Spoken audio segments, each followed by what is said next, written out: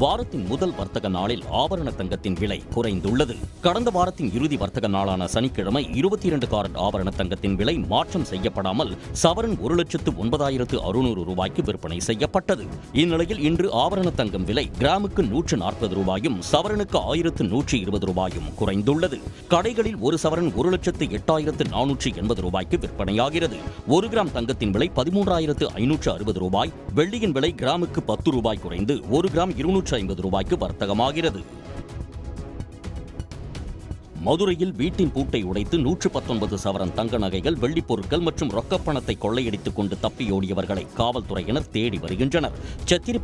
சத்திரப்பட்டி அருகே உள்ள கருவனூர் அன்னை பாரத் 5வது தெருவில் வசிக்கும் காயத்ரி என்பவர் நேற்று வீட்டை பூட்டிவிட்டு வெளியே சென்றிருந்தார். காலை அவர் வீடு திரும்பிய போது வீட்டின் முன்கதவு உடைக்கப்பட்டிருந்ததைக் கண்டு அதிர்ச்சி அடைந்தார். வீட்டிற்குள் சென்று பார்த்தபோது பீரோவில் இருந்த 119 சவரன் நகைகள், சுமார் 2 கிலோ வெள்ளிப் பொருட்கள் மற்றும் 4 லட்சம் ரூபாய் ரொக்கப்பணம் கொள்ளை போனது தெரிய வந்தது.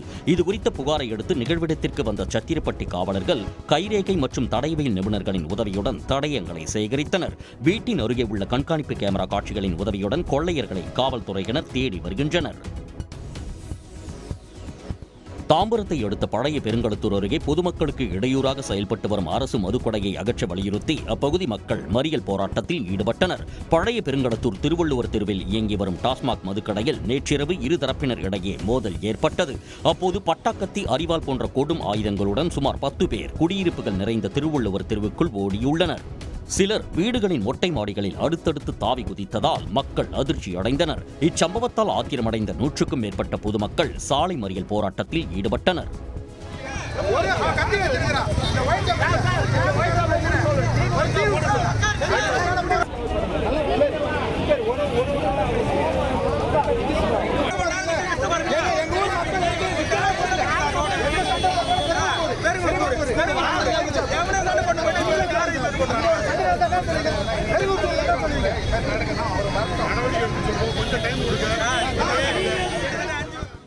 திடீர் மறியலால் தாம்பரம் முடிச்சூர் சாலையில் அரை மணி நேரத்திற்கு மேலாக போக்குவரத்து பாதிக்கப்பட்டது.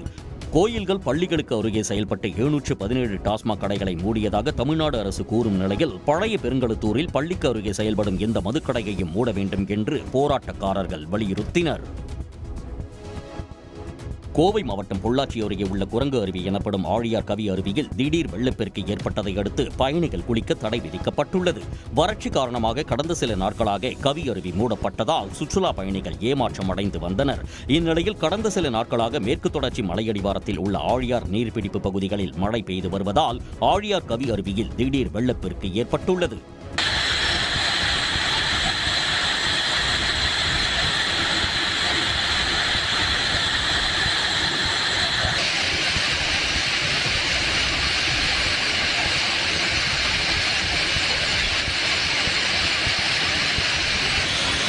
வெள்ளப்பெருக்கை அடுத்து சுற்றுலா பயணிகள் அருவியில் குளிக்க அனுமதி மறுக்கப்பட்டு தடை நீட்டிக்கப்பட்டுள்ளது. அருவிக்கு வரும் நீரின் அளவு சீரானதும் சுற்றுலா பயணிகளுக்கு கவி அருவியில் குளிக்க அனுமதி அளிக்கப்படும் என்று அதிகாரிகள் தெரிவித்துள்ளனர். நாகப்பட்டினம் மாவட்டம் தலைஞாயிறு அருகே கூட்டுறவு கடனை அடைக்க முடியாத விவசாயி போராட்டத்தில் பங்கேற்று வீடு திரும்பிய நிலையில் மனவேதனையில் உயிரிழந்தது அதிர்ச்சியை ஏற்படுத்தியுள்ளது. பிரிஞ்சிமுல்லை கிராமத்தைச் சேர்ந்த சிறு விவசாயி சோமசுந்தரம் வேதாரண்யத்தில் கூட்டுறவு வங்கியில் 85,000 ரூபாய் பயிர்க்கடன் பெற்றிருந்தார். 75,000 ரூபாய் வரை கடன் பெற்றவர்களுக்கு மட்டுமே முழு கடன் தள்ளுபடி அறிவிக்கப்பட்டதால் மனவேதனையில் இருந்த அவர் விவசாய அமைப்புகளின் தொடர் போராட்டத்தில் பங்கேற்றிருந்தார். தமிழ்நாடு விவசாய சங்கங்களின் கூட்டு இயக்கம் சென்னையில் நடத்திய போராட்டத்திலும் பங்கேற்றார். போராட்டத்தில் பங்கேற்றுவிட்டு ஊர் திரும்பிய நிலையில் தொடர்ந்து மனவேதனையில் இருந்து வந்த அவர் அதிகாலையில் உயிரிழந்தார். உயிரிழக்கும் வரை கூட்டுறவு வங்கி கடன் புத்தகத்தை கையில் வைத்திருந்ததாக விவசாய அமைப்புகள் தெரிவித்துள்ளன. சிறு குறு விவசாயிகளுக்கு முழுமையான கூட்டுறவு கடன் தள்ளுபடியை அரசு அறிவிக்க வேண்டும், விவசாயி சோமசுந்தரம் குடும்பத்திற்கு உரிய இழப்பீடு வழங்க வேண்டும் என காவிரி விவசாயிகள் பாதுகாப்பு சங்கம் மற்றும் தமிழ்நாடு விவசாய சங்கங்களின் கூட்டு இயக்கம் வலியுறுத்தியுள்ளது. விருதுநகர் மாவட்டம் அருப்புக்கோட்டை அருகே 3 மாதங்களாக குடிநீர் விநியோகிக்கப்படாததை கண்டித்து பெண்கள் காலி குடங்களுடன் சாலை மறியல் போராட்டத்தில் ஈடுபட்டனர். பாளையம்பட்டி ஊராட்சிக்குட்பட்ட வடக்கு தெரு மற்றும் நீராவி தெரு மக்கள் ஜல்ஜீவன் திட்டத்தின் கீழான பணிகள் முழுமை அடையாததால் கடந்த 3 மாதமாக அருகில் உள்ள கிராமத்திற்கு சென்று குடிநீர் எடுத்து வந்தனர். அப்பகுதி மக்களும் திடீரென தண்ணீர் எடுக்க எதிர்ப்பு தெரிவித்ததால் ஆத்திரமடைந்த வடக்கு தெரு மக்கள் இன்று காலை அருப்புக்கோட்டை மதுரை சாலையில் காலி குடங்களுடன் மறியல் போராட்டத்தில் ஈடுபட்டனர்.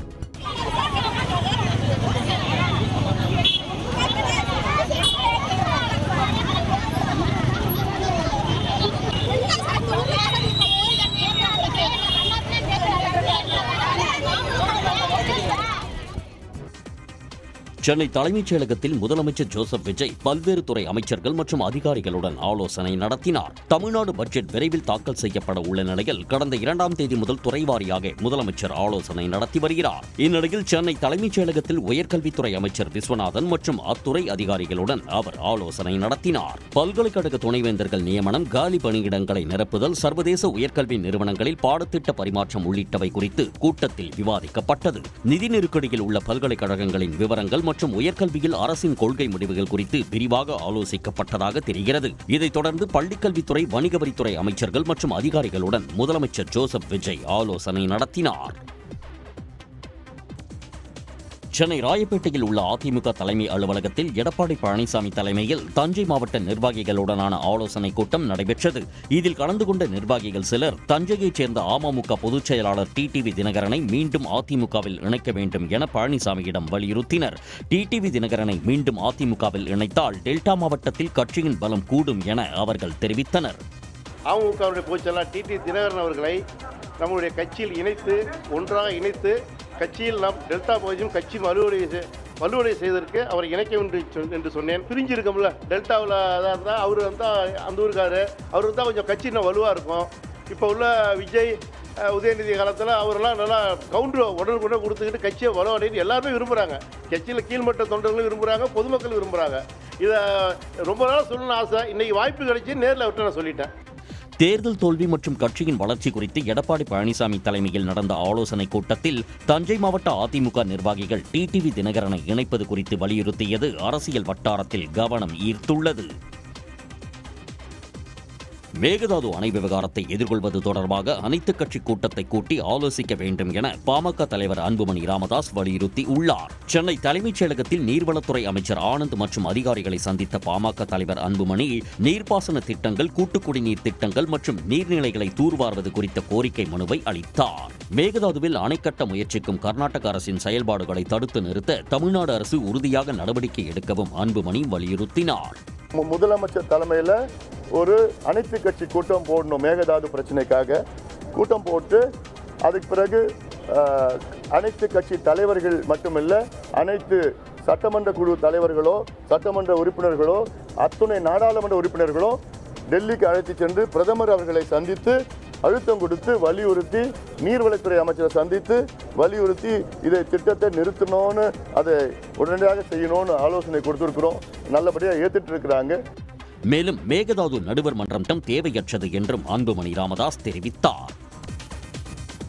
சேலம் மாவட்டம் வாழப்பாடி அருகே டாஸ்மாக் கடையை அகற்றக் கோரி அப்பகுதி மக்கள் போராட்டத்தில் ஈடுபட்டனர். தும்பல் பகுதியில் உள்ள டாஸ்மாக் கடையால் கொலை, கொள்ளை உள்ளிட்ட குற்றச்சம்பவங்கள் நடைபெற்று வருவதாக குற்றம் சாட்டிய அப்பகுதி மக்கள் கண்டன ஆர்ப்பாட்டத்தில் ஈடுபட்டனர். பகல் நேரங்களில் கூட பெண்களால் டாஸ்மாக் கடை அருகே நடக்க முடியாத நிலை உள்ளதாக அவர்கள் தெரிவித்தனர். எங்களுக்கு என்ன கஷ்டம்னா, வேலைக்கு போகும்போது பிள்ளைங்களை வீட்டில் விட்டுட்டு போக முடியல, பயமா இருக்குது. என்ன பண்ணுவாங்களோ, பக்கத்தில் கடை இருக்குது, எப்படி இருப்பாங்களோ, என்ன பண்ணுவாங்களோன்னு பயந்து வேலை செஞ்சுட்டு இருக்க வேண்டியதாக இருக்குது. அப்புறம் இல்லாமல் கணவரும் குடிச்சிட்டு வந்து வீட்டில் பிரச்சனை பண்ணலன்னா அதுவும் பயமா இருக்குது. கொஞ்சம் தூரமாக கொண்டு போய் வச்சுட்டாங்கன்னா எங்களுக்கு அந்த பிரச்சனை இருக்காதுல்ல. அதனால தான் நாங்கள் இப்போ போராடிட்டு இருக்கிறோம். எங்களுக்கு என்னன்னா, இந்த கடையை எடுக்கணும், எங்களுக்கு கண்டிப்பாக எடுத்தே ஆகணும். குடியிருப்பு அருகே அமைந்துள்ள இந்த மதுக்கடையை உடனே அகற்ற வேண்டும் என்று கிராம மக்கள் வலியுறுத்தினர். இது தொடர்பாக அதிகாரிகளிடம் கொடுத்த மனுக்களை கயிற்றில் கட்டி தொங்கவிட்டனர். நாகையில் சாலையில் நடந்து சென்ற பெண்ணிடம் லிப்ட் கொடுப்பதாக கூறி பாலியல் சீண்டலில் ஈடுபட்ட போதை இளைஞரை போலீசார் கைது செய்து விசாரணை நடத்தி வருகின்றனர். நாகையில் சமையல் வேலைக்கு சென்றுவிட்டு நடந்தே வீடு திரும்பிய பெண்ணுக்குத்தான் இந்த துயரம் நிகழ்ந்துள்ளது.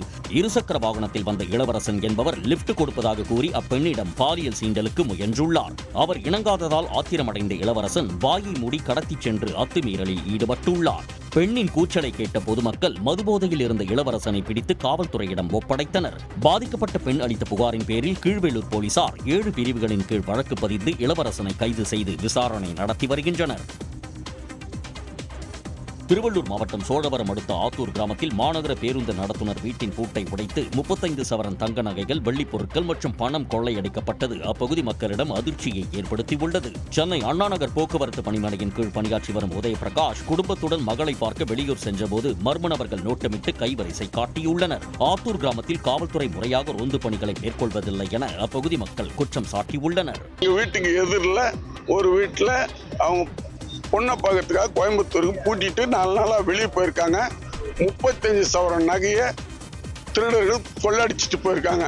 போலீஸ் விசாரணை பண்ணிட்டு இருக்காங்க. ஆனா போலீஸ் பூத் இருக்க ஒழிய ஆத்தூர்ல போலீஸ் பூத்துல தண்ணி அடிக்கிறவன் கஞ்சா அடிக்கிறவன் அவன் தான் இருக்கிறாங்களே ஒழிய போலீஸே இல்லை.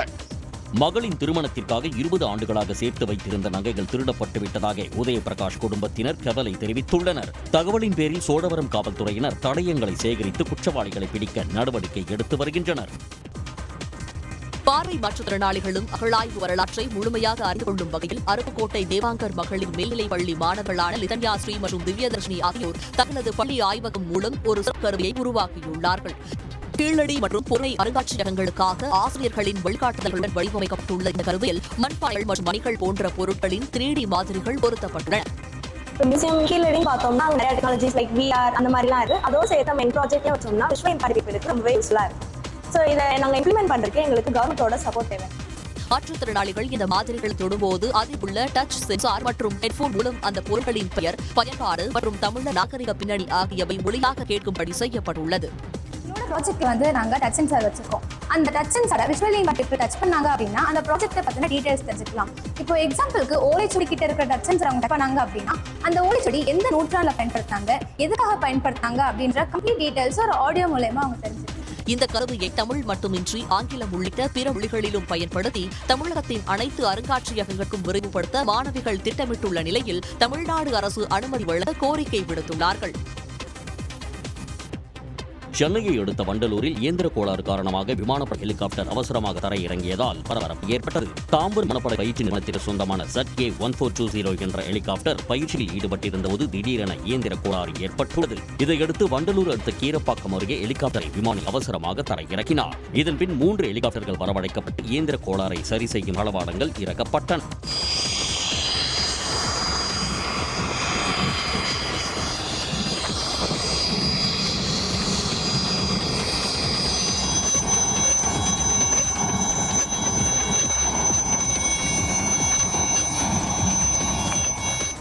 இதனை அறிந்த மக்கள் அங்கு கூடி புகைப்படங்களை எடுத்தனர். இயந்திர கோளாறு சரி செய்யப்பட்ட பின் ஹெலிகாப்டர் மீண்டும் புறப்பட்டு சென்றது.